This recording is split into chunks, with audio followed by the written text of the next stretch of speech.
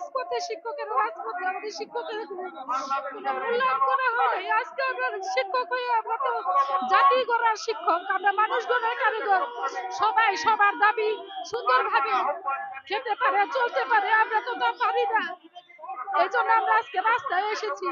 আমাদের এমপিও না নিয়ে আমরা যাবো না, এমপিও না নিয়ে আমাদের যাবো না। এই 25 বছর যাবত আমি যে পরিমাণ কষ্ট করতেছি সেটা কষ্ট শেষ নাই। আমি আমার স্কুলের প্রতিটি শিক্ষকের চাকরি বাকরিতে বয়স চলে গেছে। আমার হাতে মাত্র 3 বছর 2 বছর বয়স আছে।